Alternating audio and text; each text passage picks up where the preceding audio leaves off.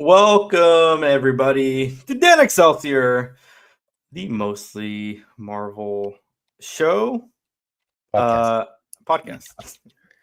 We're just like everybody else. We have a podcast just like everyone else. Yeah, like everyone else, every male between the age of 20 and 45. We also have a podcast where we talk about stuff. Episode 184. I'm your host, Ricky. With me as always, Dennis. What's up? We're on the age of apocalypse. Are you asking for reals? No, we're in the age of Ultron, ladies and gentlemen. Okay, that's what we're talking about today. Yes, we are rounding out our tour of Phase 2. There's only one movie left to go after that. It's just because, we started the show when WandaVision came out, and it was something that was recommended to us because some people seem to enjoy the weird conversations that Ricky and I have, and they're like, you guys should do that regularly. And so we're like, all right, let's do it about Marvel, but not exclusively Marvel, right? So I mean, there was a whole Mandalorian show that predated this. Yeah, well, that's why I'm wearing the shirt, because that's the Mandalorian was our first love together, but we do this show weekly because we like talking about nerdy stuff. But we realized, I think earlier last year, we never officially talked about all the movies that led us to where we are now. I mean, we haven't talked about most of the MCU. Yeah, and that's weird, right? Because we're a mostly Marvel podcast. So yeah, that's what we've been doing these last few months is revisiting the movies that came out before this show existed. So yeah, we're up to Avengers: Age of Ultron. Is there a Doctor Strange movie we have to watch? There is a Doctor Strange movie. Not a new one, the old one. Yeah. It's the old one, the first one. No. Isn't there like a made-for-TV one? Oh, yes, that one. You want to see the old school Doctor Strange. Might as well. I'm down. I mean, eventually on this show, we're going to watch the entire series of The Incredible Hulk. Oh my God, are you serious? You just gave me the biggest rager right now. Oh my God. Like we're gonna watch all of that. Is that a big ask? No, I absolutely love that show. I was just talking to somebody how long is that show? It went many seasons. Oh man. And those are like 20 episode seasons, right? It was one of the most popular shows on TV at the time, dude. It was crazy. Like you can attribute that show to a lot of the successes that Marvel celebrates now. And I think that's why they always try to give tribute to that, right? Like Spider-Man movies, they don't like put Sam Raimi in the movies or something like that, you know what I mean? Or they don't put the guy from the 70s TV. But like there's several Hulk movies and they try and find a way to squeeze Lou Ferrigno and Bill Bixby into there because they're such a huge part of the culture, you know what I mean, of pop culture. So I'm down, man. If you ever want to do that ride, we'll just turn it into that show. We get, you know what? We can just spin it off and just be like, oh, this is the podcast that just talks about episode 507 of Incredible Hulk. That'd be amazing. What do you guys think in the comments? Let us know. We always appreciate any feedback you guys have to give us. Yeah. How was your week? It's been busy. Did we talk about Lilo and Stitch or no? We did a little bit. I talked about. You didn't see it. No, I found out the spoilers. We spoiled it last time. Yeah, we did. Yeah. No, what I did do is I finally did. Last week, I think I told you, or maybe 2 weeks ago, that my wife and I are just really way into wrestling again. And you asked me if I've seen Mr. McMahon. Well, I started watching Mr. McMahon yesterday. It's a pretty good documentary. It's pretty good. It's awkward. It's you know why it's really awkward? Because of the hindsight of the hindsight. because the documentary came out last year. Yeah. And it starts by explaining that hundreds of hours were recorded of interviews for this documentary before the news of blah blah blah. Yeah. Like criminal charges were put out. He resigned, blah blah blah. So there's all these things they're saying, and I'm like, oh man, I don't remember any of this. And then I looked it up, and it's like it's been brushed under the table. Like so I mean, his wife has a cabinet position. I know his wife is like the Secretary of Education now. So I was curious what happened, because I was like, he can't be doing time right now, right? Because Trump's president. There's no way he would let Vince McMahon do time. And so yeah, I looked it up, and they've just like, litigated it away, just like made it go away. Or there's still new allegations coming out like recently, like in the last couple months towards him, but like, I mean, he seems to be pretty Teflon at this point. You know what I mean? Like, I mean, he's gonna die in like 10 years. Yeah, for sure. But that is an old, physically bodied, abused man. So. Yeah, but it is a good documentary because, like, it does really. They get into it. It follows the chronology of the rise of the WWF or WWE. You know what I mean? And it's pretty cool to see like the different moments, like the different canon events. Yeah, that propelled it to the next level and stuff. And like the Owen Hart stuff is rough, man. That's a rough period, because it was I had stopped watching wrestling, but I had watched enough wrestling to know when the news broke, then I was like, oh damn, that sucks. Yeah, no, it's really good. I'm on episode 4 of 6, and it's just weird because like the documentary was kind of like, when it came out, it's like, I know how this story ends, but now I'm watching it and I'm like, actually, I know how this story ends. Nothing happens. You know what I mean? Like, and that's kind of that takes the wind out of the sails for the impact of it. So I'm sure it was really cool last year when it came out. I mean, to get out of, I think to your point, it's a good documentary about the WWE, WWF, like right, and WCW too, and WCW, yeah, and ECW a little bit, like how it's all connected, and you see all the puzzle pieces come together. Yeah, it's pretty cool. There's some good research that went into that documentary, so that's what I've been nerding out on. That and Welcome to Wrexham. I decided to pull the trigger and just be like, you know what? There's a lot of other very important creative people that are involved in that. Are you gonna watch the spinoff? What is the spinoff? Eva Longoria bought a team in South America or Mexico. I think it's Mexico. Oh, and they're basically doing the same thing, but in Spanish. Oh, that's pretty cool. I'm making an assumption it's in Spanish. It's for a Spanish team or for a Latin American team. How about that? Okay. Pick my words right. That's cool. But she's less problematic than half of that show right now. So that's fair. I do. Eva Longoria's got hustle, man. I like her. Hey, she's from Corpus. That's her second greatest export. Her, Selena, and Farrah Fawcett. That's who we got. Nice. Do you even know who Farrah Fawcett is? Yes, because I grew up in Corpus. There's a giant mural of her over there. Nice. That's pretty cool. I mean, I know her as a Charlie's Angel. I don't know her work beyond that. Hey, just a fun heads up in the nerd realm. I did get hit up by Now or Never Comics, has asked me to come and do a signing sometime in June, where they give me a table. They give me a table, and I'll have my art there available to sign, and they want to like upstairs? Make an No, you ass. Not upstairs. He actually specifically said, we'll set up a table for you downstairs. I thought that was cute. So just letting you know, more to come on that. That's a really cool comic show. I just think it's, the reason I mentioned it is because I probably talked about it, like with you, like months ago. Mhm. You recommended them to me. I went, I talked, Mhm. I had a really good conversation with them, and I was really excited about it.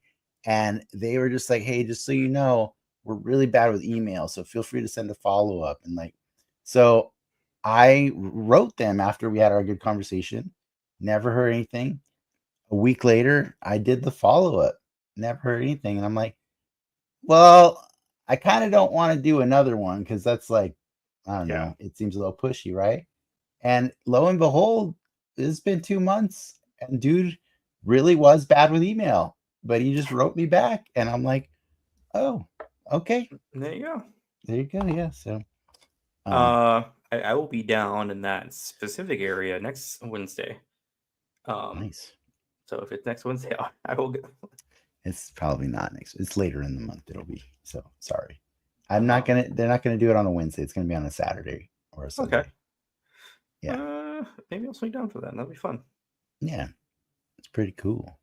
Look at me. I make art and stuff. Yeah, you're doing the thing. Do you have your Comic Con submissions already? Do you know what you're presenting? The wares? I have stuff set aside already. Yeah, Hmm. yeah. I have to finalize it, but I have already set. I've been setting them aside all year long, so that I don't have to think about it. Like, and I can just go have fun. So yeah, I've been doing the work in advance this time around. I'm ready. I'm ready for Comic Con, and I know you have some news regarding that. I mean, yeah, yeah. Do I you want to get have. to? Do you want to get to the news? I mean, we can just jump right into it. All right, let's do Let it. me. Hold on. You queued me up a second too soon. That's okay.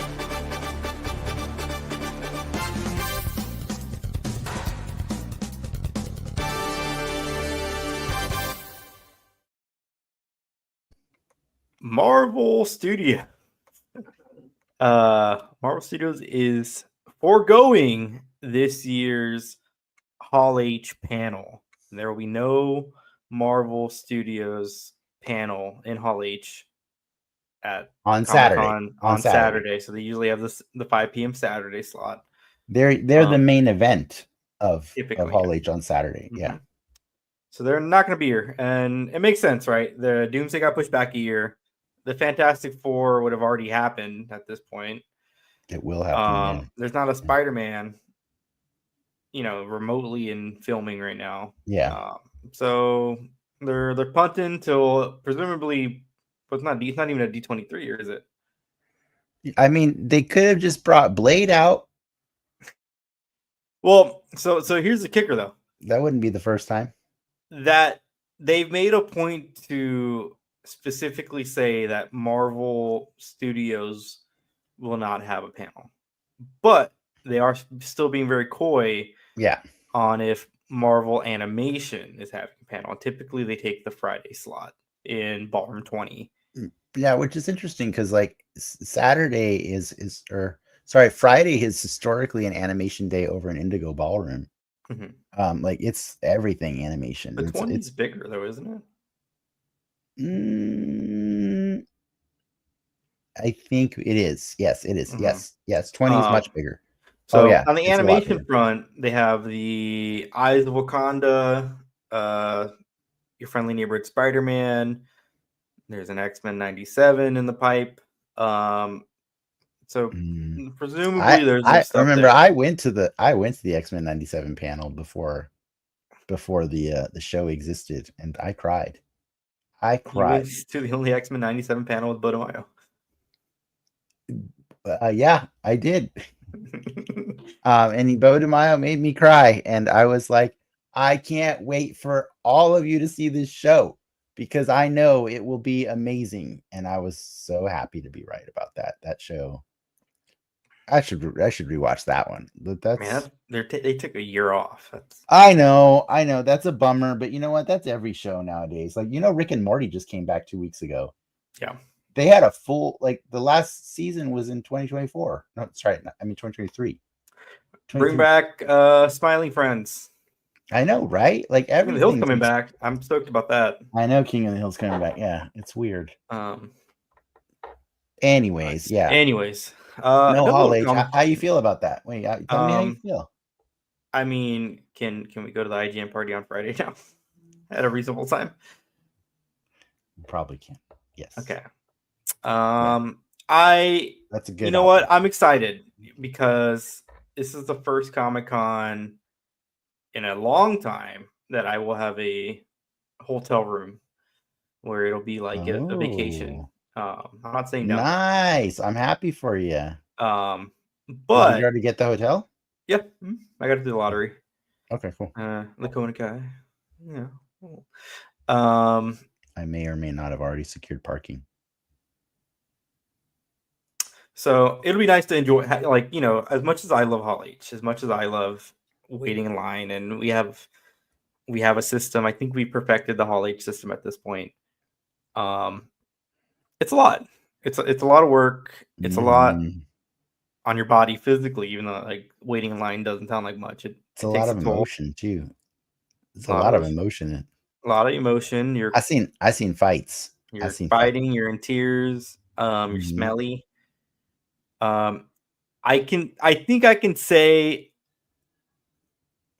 that the Comic Cons without a Marvel panel rank a lot lower on my overall Comic Con Oh, scale. that's funny. For me, But it's the opposite, honestly. but some of my best memories are on the Saturdays where there isn't a Marvel panel. Yeah. Yeah. See, there Or you I guess the go. Friday night, Saturday. So Both. Yeah. yeah. Both. I mean, you were going to bed like early on Friday nights to make that happen. Well, you guys were. I wasn't. I I mean I refused to I give up my wasn't, Friday. but Well, you should have been. Yeah, but that's the point. Like, the hell the next day was because you weren't. yeah, but Yeah. I miss it. It's a ritual for me to like wake up, go you cheer when you go in the room right at 9 a.m. I buy myself a Mhm. little pizza, some nachos, and like two monsters, and it's like the most delicious meal I ever had. You know what my ritual is? Mm. R- My wife and I like to do one thing we've never done before at Comic Con. That's what we do every year. We just try to find one thing and be like, that I sounds can always get one thing. sometimes it's do a specific type of educational program or something. Like this last time we did a drawing class, like a previous time we discovered the voice acting, the big giant voice acting and drawing panels that they Hmm. do in Ballroom 20. And some of the things that we do we end up doing, they become new rituals. We're like, Hmm. now we always do that one. So like, yeah, that's what I love about San Diego Comic-Con is there's so much stuff to do. You can always find something to replace something else that goes away. So that's, yeah. It's gotten more fun for me over the years as you and this show, you start seeing certain people and are like, oh, I watched you, and then like, oh, I've seen some of your stuff, and it's like, oh, that feels good a little bit. Yeah. Um, more Comic Con news. They just dropped the exclusive. I think, well, they actually announced it a few months back, but they finally confirmed it. It's going to be a Comic Con exclusive. Hasbro's GI Joe exclusive is Oh, they Cole announced that, huh? Slither, the fictional band made up of Zartan, Torch, Ripper, and Buzzer. So they're gonna get a toy set. The That's gonna Dreadnoks are getting another set. they're as the rock band Cold Slither. Oh, as the rock band. Oh my Yeah. god, that's pretty good, dude. And on the Friday of Comic Con, they are hosting a concert with them in costume. Sorry, on the Thursday, at Brick by Brick. And I guess they have some actual musicians playing the parts, but they're going to perform a concert of all original songs from that episode or from that series. Oh my god, that's so Um, cool. That's rad. so So I is know it that's not. classified? Is it classified series? Yeah. Hmm.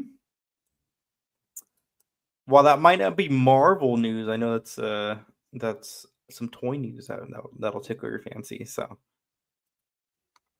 Continuing on the Comic-Con train, James Gunn let it be known that we can expect Peacemaker at Comic-Con.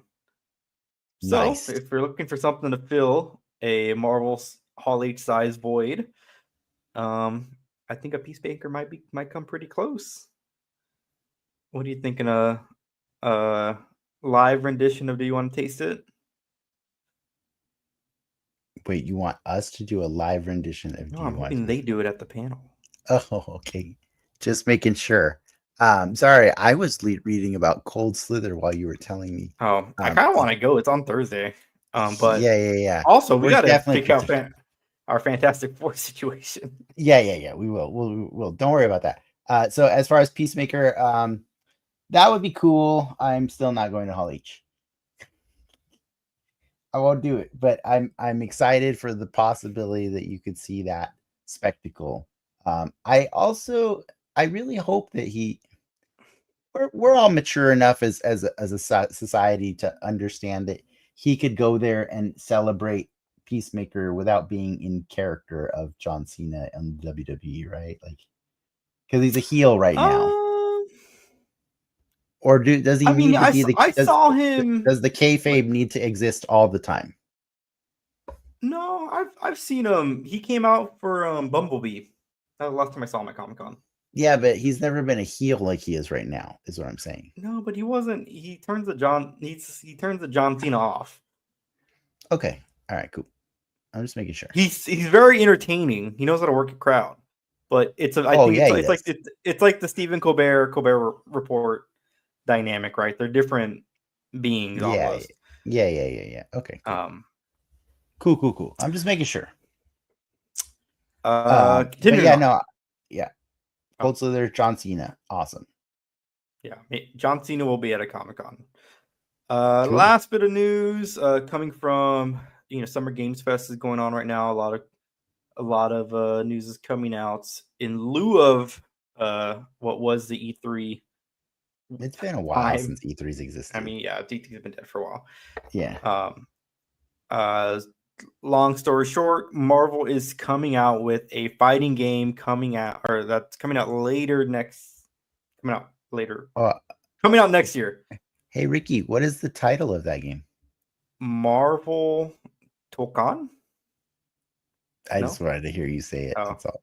Marvel Tokon Fighting Souls. It is a team up fighting game in 4v4. 4v4, done like an anime style. By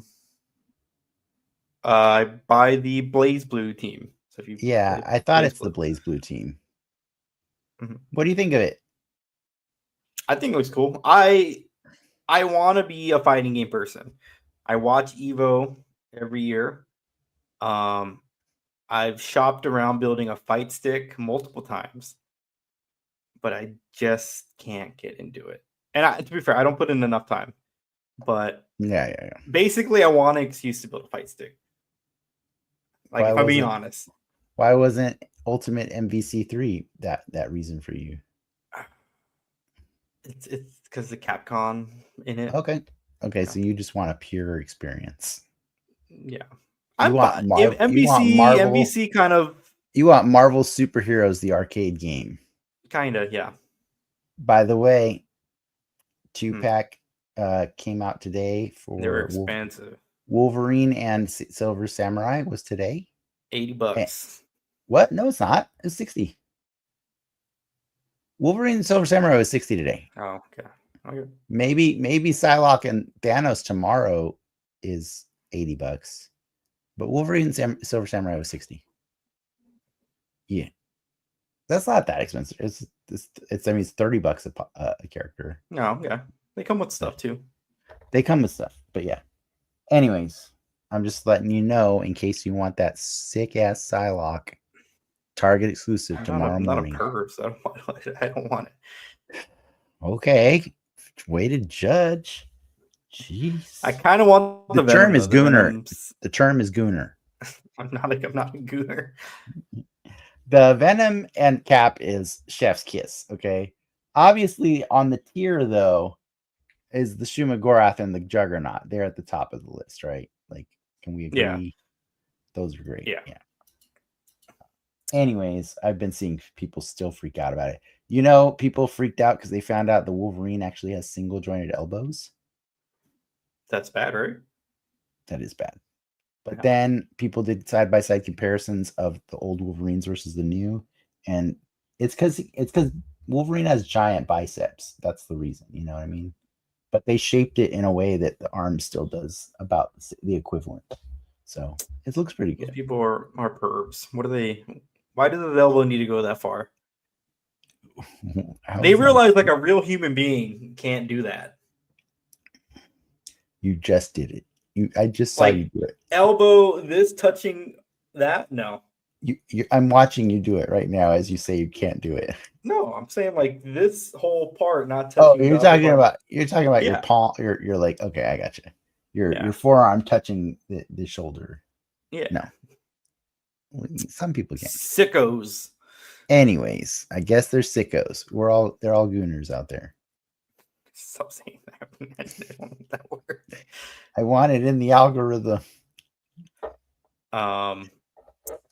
Gooning aside, I guess that's the news for the week. Oh, okay. Yeah. All right. Well then. Yeah. I mean, Fantastic Four tickets went on sale. I read some crap about they broke the internet because, like, you know, they are doing really well. I will say that they are moving tickets, and they have the systems were breaking at AMC or whatever. They have a Galactus popcorn bucket, a Herbie popcorn bucket. I feel like I already know what that bucket looks like. The Galactus? Yeah. What do you think it looks like? The top of his head? Yeah. Yeah. Okay. Cool. Yeah. I mean, it seemed really obvious that 17 inches. Nice. That's what she said.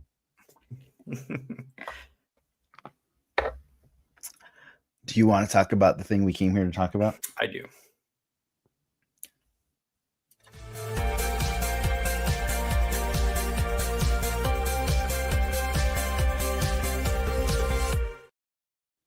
Marvel's Avengers Age of Ultron.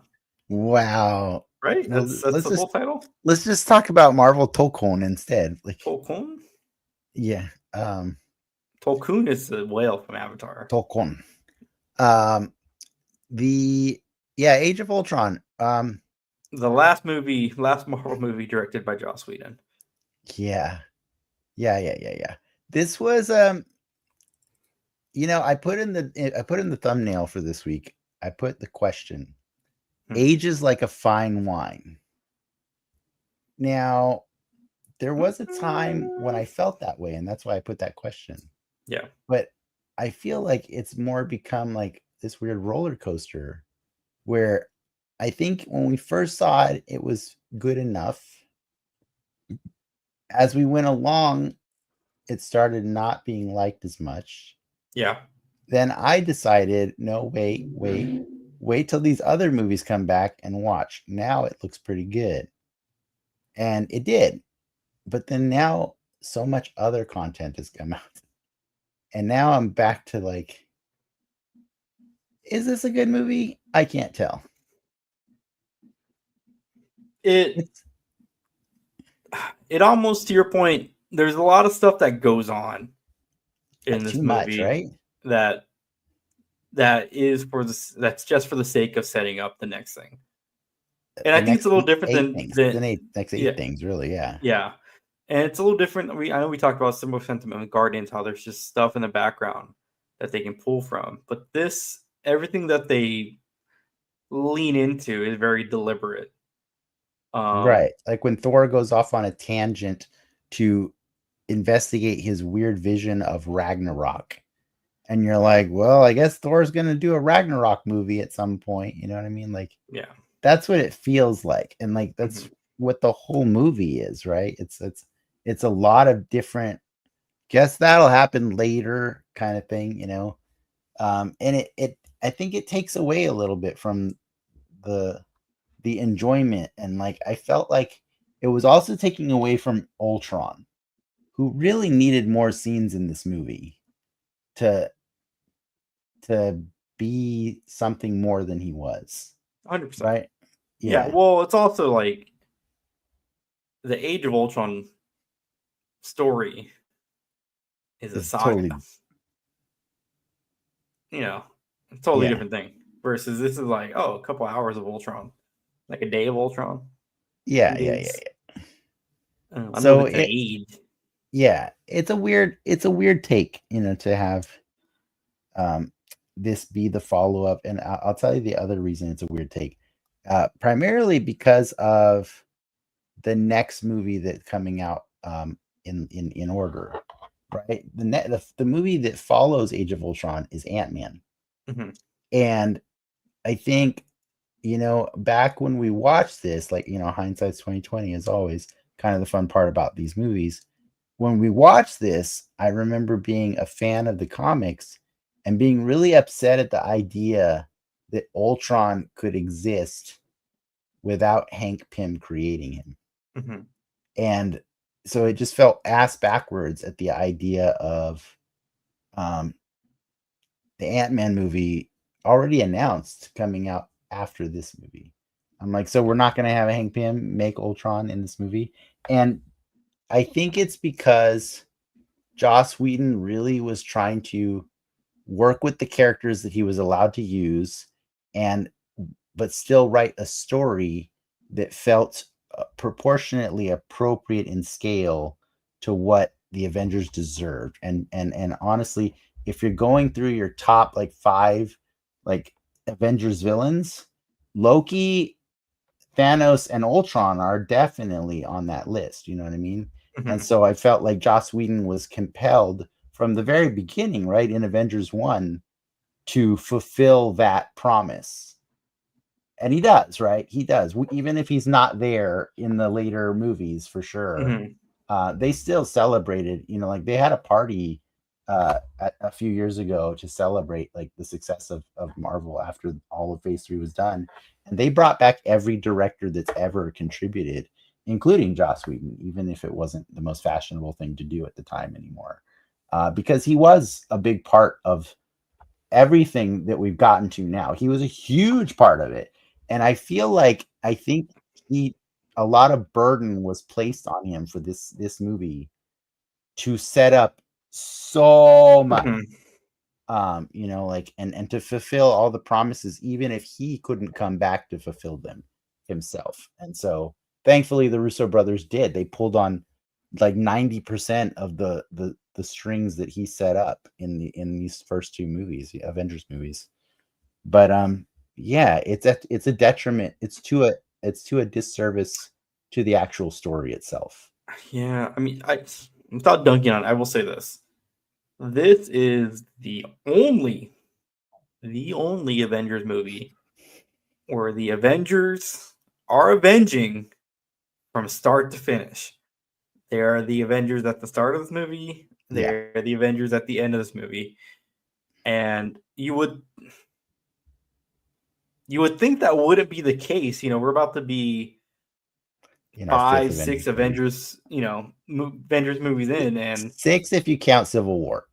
It's like a lot of people count Civil War. Like, is it too much to ask for a true Avengers movie where you just get a roster of people kicking ass? Like that hasn't unfortunately, I don't say unfortunately, but that hasn't been the case outside of this movie. It's true, and the beginning of this movie was fun. It is fun to watch them right out of the gate. They're kicking ass, finishing off Hydra, right? Like that's where this movie starts. This movie starts with a lot of promise, a lot of potential. It doesn't end with the high that the beginning is of this movie. This movie is pure joy in the beginning to watch. They're just housing faceless Hydra like soldiers. They almost look like robots, the technology they're wearing, so that you don't even feel bad about the clear murder that's happening to these people. Like sometimes they make it very obvious that they're subduing them without dying, but like Iron Man does, right? Like in that room, he like shoots off like the all missiles, and he's like, "See, that wasn't so bad." And one of the guys like he's grabbing his knee. He's like, "Yes, it was." Like there's funny comic book action at the beginning of this movie, and then you know, Scarlet Witch and Quicksilver join the movie, and you're like, okay, they're gonna be the bad guys. It's kind of fun. The henchmen to Ultron. But I think where the movie really kind of tanks for me a little bit is when Tony and Bruce create Ultron intentionally behind the backs of everybody else. And then when they do that, then later they double down on doing it again with Vision. And that's like, Yeah. it hurts. It hurts because it's like, I understand that you're trying to write these characters so that we can believe it, and you're trying to create discord so that the Civil War movie works better later. But it just feels a little too much, Well, right? forced. I Yeah. never enjoyed. I mean, off that premise too. I never really enjoy stories or moments where Bruce is the tech guy, because he's not. But he said it's not tech. We need you to do this because you're the leading expert in biology. And The that's fuck what does that mean? vision is, right? Yeah, no, I know. Like, exactly. I'm not disagreeing with you at all. I was being facetious. Yeah, I do understand why Tony, like story wise in the MCU, made Ultron. It Right. the shoe fits, right? Oh, yeah. It's not that I'm actually mad about the first time he does it. I'm mad that they do it again in the same movie. Well, in That's the what I'm sense that mad about. it's not Hank. Like it's Hank's not making him. Like I No, get. but I'm saying in the fact that, well, yeah, both Hank doesn't make Ultron and Hank doesn't make Vision is one way to be upset about it. But I'm saying it's equally upsetting that Tony and Bruce secretly make Ultron, and then later, after that can of worms was opened and it was not good, then they go and secretly make Vision. You I know what I mean, mean? Thor helped a bit too, On because accident, which is he had a also vision. dumb and forced. It's My vision. all of it's dumb and forced, right? Like the name of Vision, like it's a little too much contrivance, and it just didn't feel as smooth of a ride as the first Avengers movie, right? Where like Mm-hmm. Loki's from the very beginning, his motives are very He's clear. conniving. You It's know what he You wants. understand everything that's going on.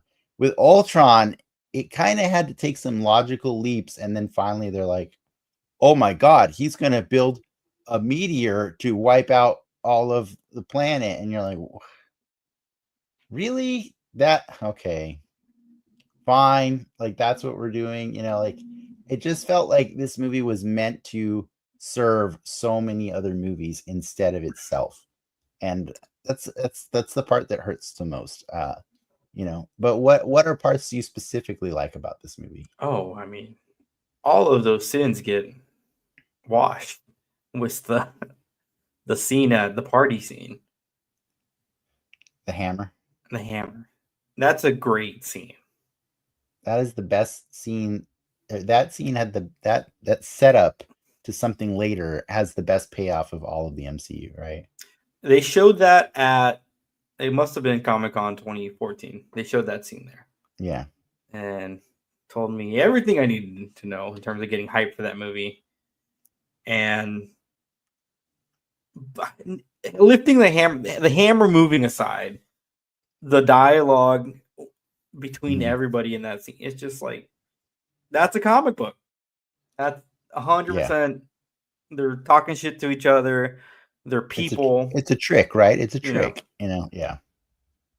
Yeah. No, Um, it was them in their civilian clothing still mhm, being the characters they are yeah, because, you know, that's what they are. Those are who they are. That's what makes Marvel Marvel, right? Is the people are the character first, and then they put on the mask. Yeah, I agree. I feel you. That was one of the most charming moments for me. I also liked Hawkeye's family, and that the reveal that that's the person he was talking to earlier in the movie. Now I wish he would have been talking to that person in previous stories too, you know what I mean? But I guess 2 previous stories. Yeah, his 2 previous stories, right? Like we haven't gotten a lot of setup for him, but and I understand that was Joss's intent, is to make he kind of got did dirty in the first one. He did. And so I think Joss had a very intended direction of I want to make up for the lack of Hawkeye in the first movie. And I think Hawkeye is cool, and I think it's awesome that his wife, played by Linda Cardellini, explains to him that, like, I think they actually need you. That was a good thing, because I think that that's been the running joke in the comics forever, but like it now had become, in the most recent years, a running joke that now the rest of the world could play in on, and right, and be like, so wait, there's the Hulk, there's Iron Man, there's Thor, there's Captain America, even Black Widow. What do we need with the bow and arrow guy? You know what I mean? Like, and so I think this movie did a good job of like helping you see it. Like that he was kind of the glue. He's the glue of the team, right? And I won't say that he lands his speech to Wanda. You know, I don't think acknowledging the absurdity of the situation, the comic book movie you're in, makes it more believable. It just makes it, you're making fun of your own story. Do you know what I mean? When The he's like, was hey, there, though.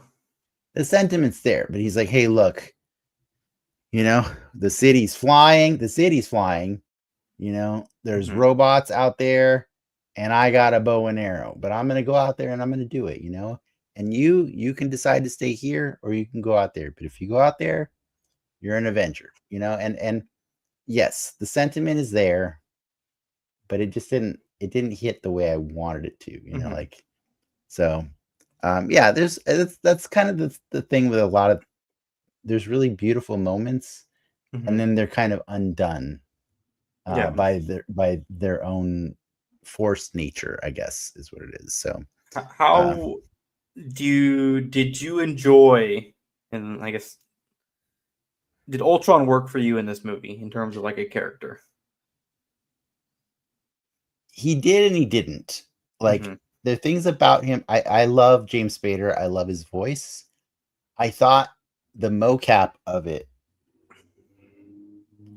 I don't know. Like, I guess I just never imagined Ultron moving like with human mannerisms. Like he'd do like a head tilt and stuff like that, you know, or he'd do stuff with his cheeks like before he talks and stuff. And if he had cheeks to begin with, you know, like he did things that were very human. And I understand that the hint was there in that, like, he believes he's supposed to evolve into the new version of humans, but I don't think that means emulating all of their idiosyncrasies and their weird mannerisms and stuff, like, you know, like, so I guess I was just kind of weirded out by how human he behaved. Does that make sense? Yeah, I don't mind the mannerisms as much. I get why they did it in terms of like it's probably a hard sell, but giving him cheeks and lips was just weird, and eyes. Yes. Ultron, I mean, he's back there on my shelf. He's right there. He just has a face. It's like it doesn't move. Yeah, it doesn't move. He looks like the Ultron drones, and to that point, I think the drones looked amazing. Awesome looking. I think they looked awesome, and to even fit with the Tony story, they just have the slightest hint of Iron Man in them. Yes, but they full on look like Ultron. Yeah, that's what Ultron looks like, and the actual Ultron, he was kind of weird, right? Kind of weird. Like he was like a robot Sasquatch or something. You F up on the face, sure, but then like Ultron also has these like antennas, but those look weird on him. Like, yeah, like it would have been cool, like, because there's like technically like 3 versions of Ultron in this movie, right? He 3 forms. I will say this: Ultron walked so that Thanos could crawl. Oh, 100%.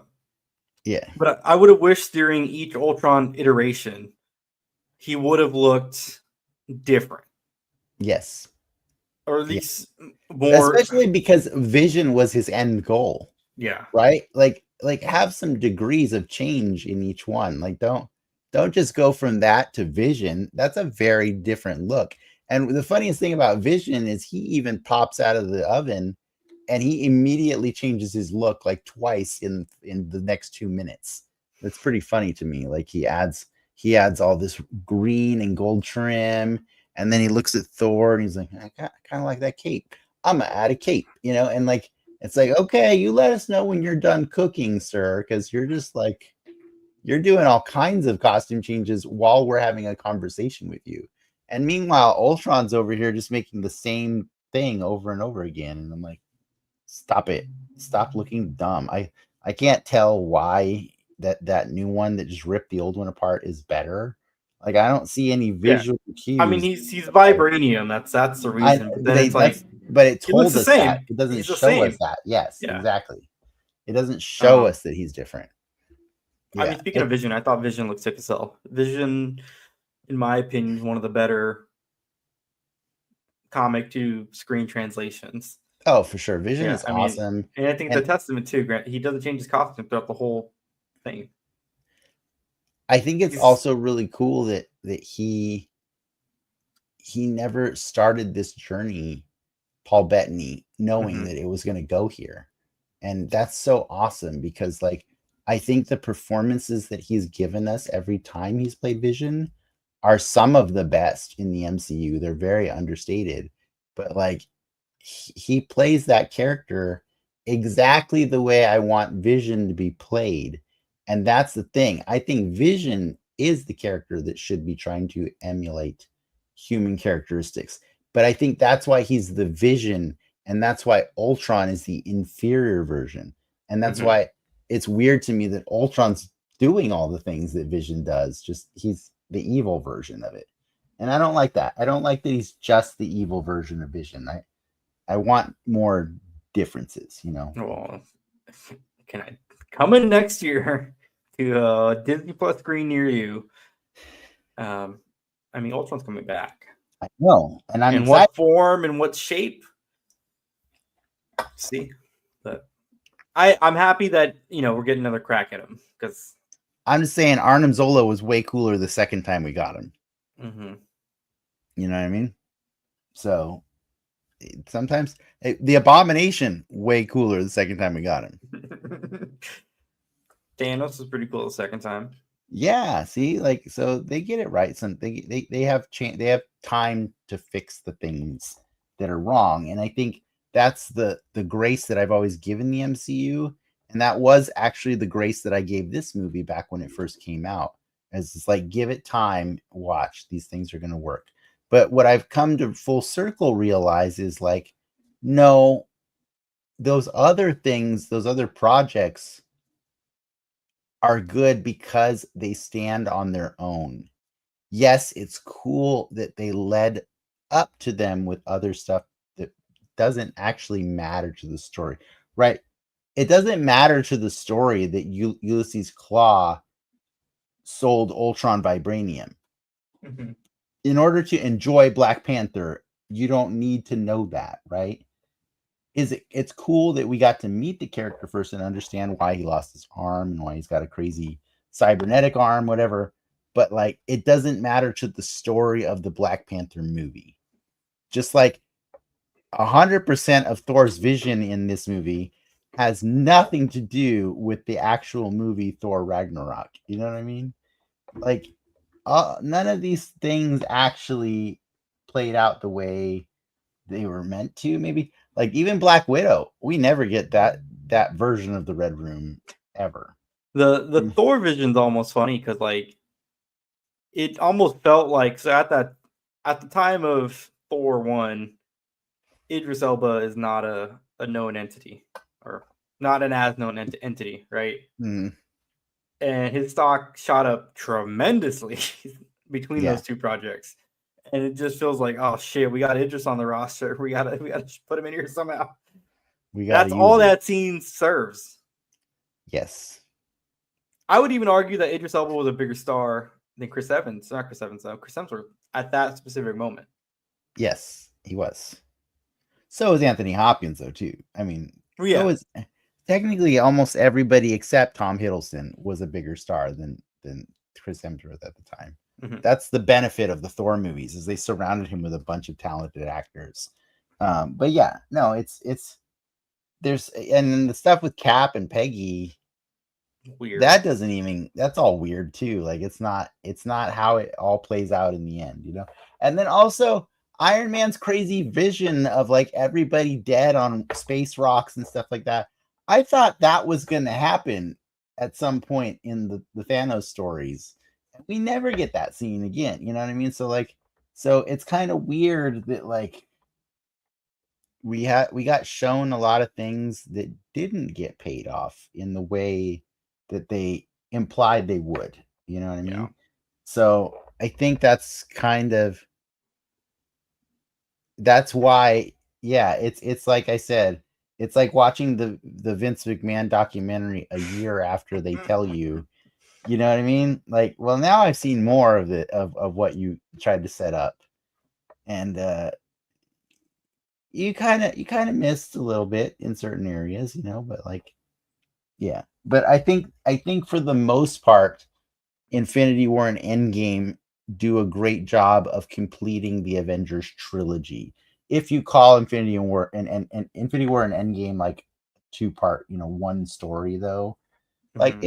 it's a pretty cool trilogy, right? Like, but I do feel like Loki and Thanos got the better end of the deal than Ultron ever did. So maybe I'll like this movie more after the Ultron Vision Quest show comes out, right? Like maybe, you know. But for now, I'm just like, oh yeah, you just reminded me how many things you didn't pay off. And I think that's not how I felt the last time I watched the movie. So this movie really is a damn roller coaster of emotions. Every few years that I watch it, I'm either upset or happy about it. I think you got to be happy for what it spawns, right? I mean, Yeah. shit, we got a full I don't want to say House of M story, but like a very complete Scarlet Witch arc from this movie. The Scarlet Witch arc is not complete for me until there's a House of M. Just saying. But Westview was a cute attempt to do a House of M without mutants, you know, but no, I mean, sure, I guess, like, I guess that's the real uh lesson that to once again be learned about these movies is they diverged a long time ago. They diverged in Iron Man 1 from the Yeah. comics, like the and so you have to be okay with the fact that like the stories that they tell are working within the medium that they're telling them in.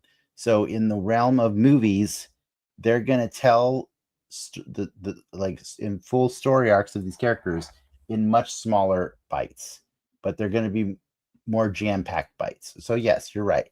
The Scarlet Witch of this universe did get a complete arc. It's not an arc that necessarily I like, but she goes on quite a journey from the moment we meet her now, or technically at the end of Captain America and the Winter Soldier, to where she ends up at the end. It's pretty nuts. It's a crazy story. Same with Vision, you know. Same with Quicksilver. We Ralph can Boner? take, yeah, with Ralph Boner.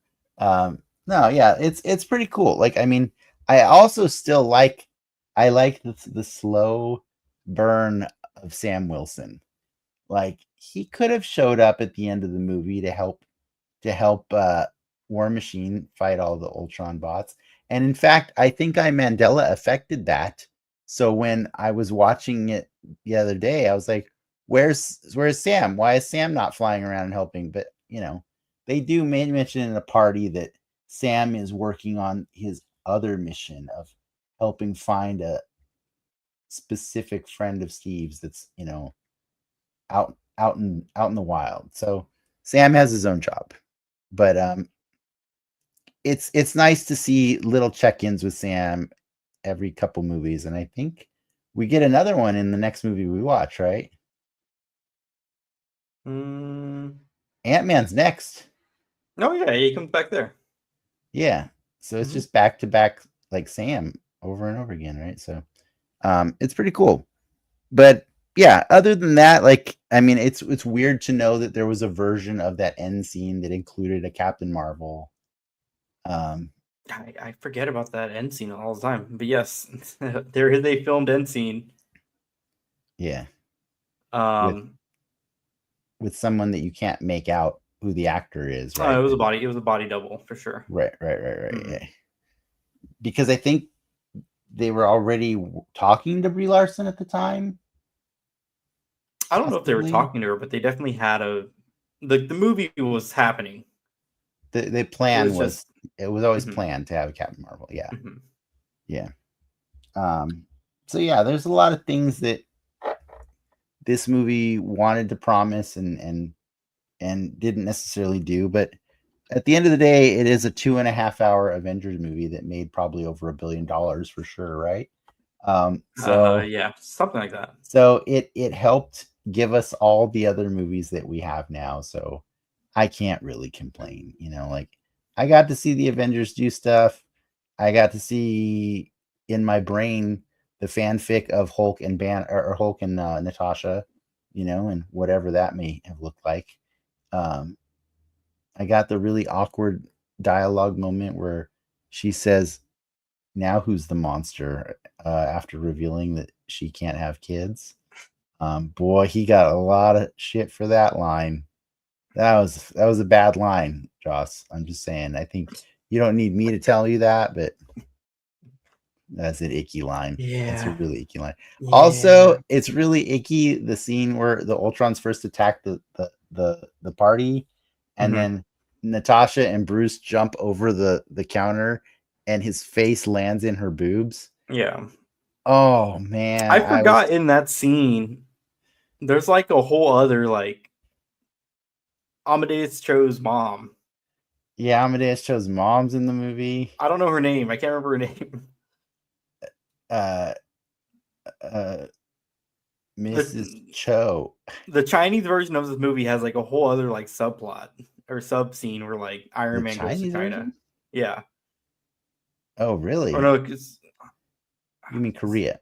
Korea. Sorry. Okay. The Iron Man goes to Korea in that in a overseas version of this movie. Really? Yeah. But weren't they already in Korea? They're in Korea in that There's movie. like a whole different scene.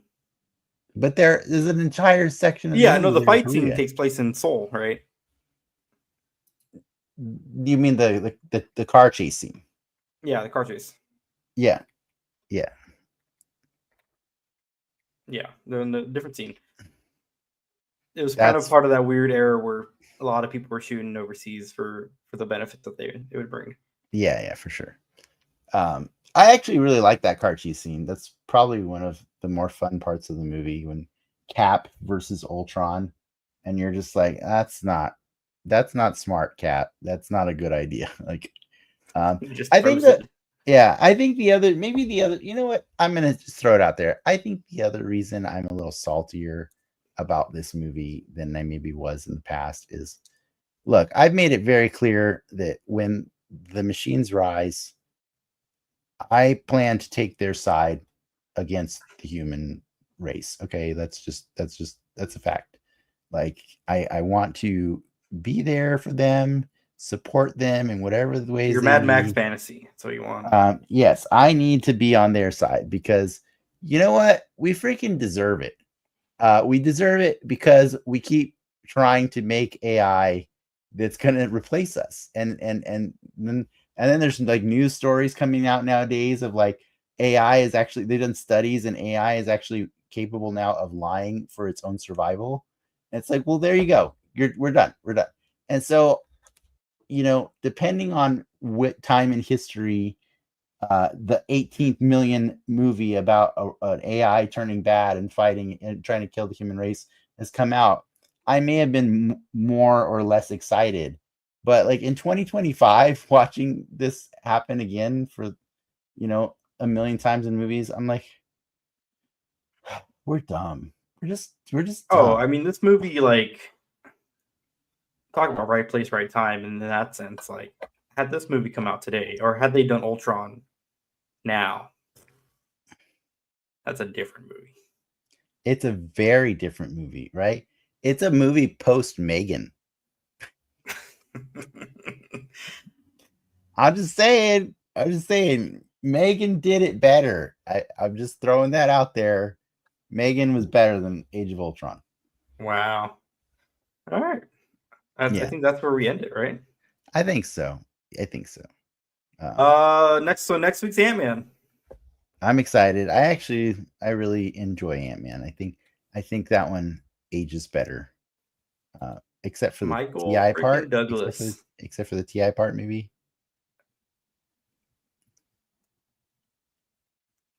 Is he so bad? I don't know. We can talk about that next week. All right. Well, tune in next week to find out T.I. is still bad. But until then, ladies and gentlemen, enough